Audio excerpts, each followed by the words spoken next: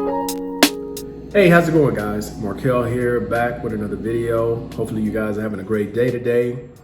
With that being said, last night we did a live with my man Love and Freedom. You know, we were on for quite a bit. So for you guys who haven't checked out his channel yet, go check out his channel.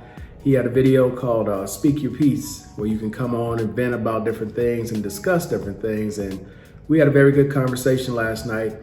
And I want to kind of piggyback off that conversation from last night. I've been traveling now for a little over 9 years. I've been retired since I was 37 years old. I've seen a lot of things. I've done a lot of things. Lord knows I've never been perfect. I've been around people I should have never been around. And I mainly hung around these people, man, because I couldn't speak the language. And when I think back on some of the words and the phrases that were used when I was around these people, because I thought they were actually helping me. But once you pick up the language and you start thinking back on the conversations and things that happened, you realize, no, they weren't. They were basically using you, or they were trying to use you to get something else. And that's what it all boils down to a lot of times when you go to these countries, is usually fellow Americans that will burn you more than the locals will. But the main reason though, that I want to talk about this, man, is because something that was said last night, I just could not believe. And I got online today and I started doing some research, and it is very true. There are tons of you guys out there who are making these decisions that are just impossible to believe. I'll put it that way. You go to another country, you buy a property, the property is not even in your name. The lady basically stays with you for a few years, get everything paid off. Next thing you know, she's kicking you out and you have no recourse. You know, you've used your benefits to buy this property or help buy this property. You take in money that you've earned from your time and service and put it into this house, put it into this family, took on her kids that were not your kids. And at the end, you weren't prepared. You put a savings account together or a checking account together and took everything you had because you were not smart. You can't blame it on her because she had a plan. You didn't have a plan. Not saying what she did was right. Not saying that what you tried to do was wrong. But you got to understand where you are. You're a foreigner in a different country where things are looked at totally different. I know a lot of times we want to try to bring our American values with us when we travel, but you're not going to a place that has the same values.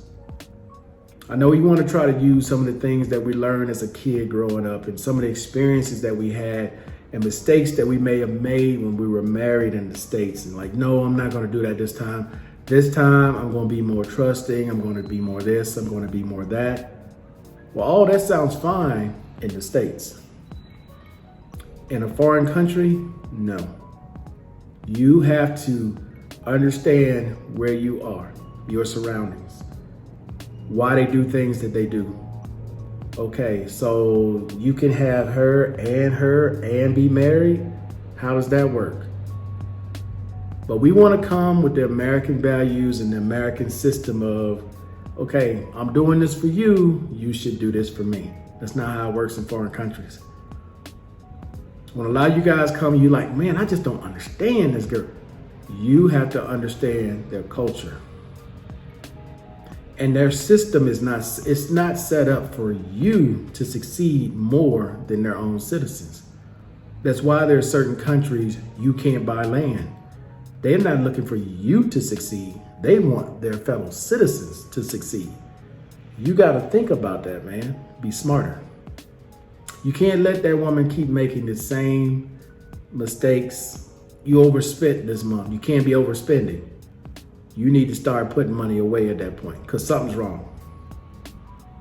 You got to think outside the box and leave America in America. The last 5 years that I've been living abroad, I've had to make a lot of changes. a lot of changes, and there were a lot of changes for the better, to keep my peace, to keep peace of mind, not to be harassed by people telling you stories that don't even matter, or telling you about all their problems, trying to bring them onto you.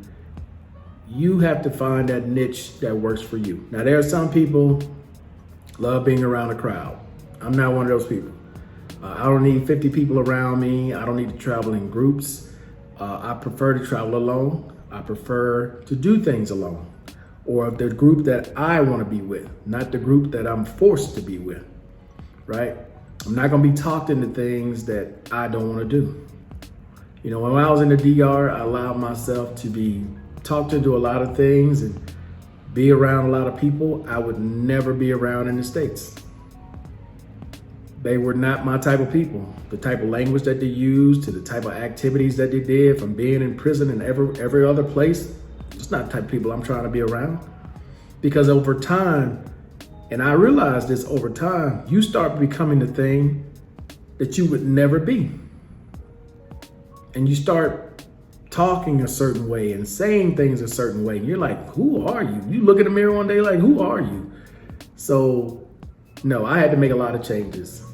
And some people understood that, some didn't. Some are like children. They want to rebel and try to harass you and whatnot. It just shows you their character and why it's better sometimes to walk alone. You always hear that saying, I came in this world alone, I'm gonna leave alone. And it is sometimes better for some of us to walk alone. We don't need yes men or people to try to praise us to feel good about ourselves.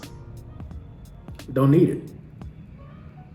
I know I'm kind of off on this subject right here, but those are things, man, I think I just wanted to get out there so some of you vets can hear. You went through too much. You've done too much. You've made too many sacrifices to get a lot of you all where you are, just to go somewhere and make mistakes and look back on them like, what was I thinking? So if this is you somewhere in the world, you find yourself in a situation like that, start saving for the rainy day.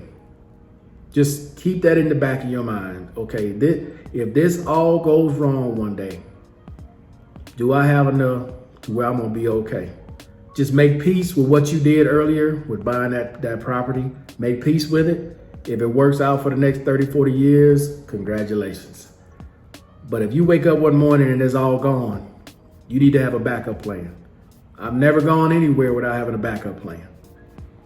You know, regardless of credit cards and money in the bank, I got family members I've left cards with, family members I've called, say, hey, something goes wrong, take this is what you need to do to get to the bank account, to get to the whatever you need to do. Have a backup plan. Have money sitting somewhere in case you got to get the hell out same day. Find out, research, how much is the last minute flight up out of here to such and such. Okay, $3,000, cool. Start saving toward that.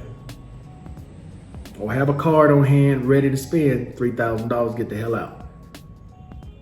But never take things for granted. Never get too relaxed in a country that's not your own, because you don't know what's going to happen in the future. Okay, guys? I appreciate everybody watching. And until the next time, guys, I am out. Peace.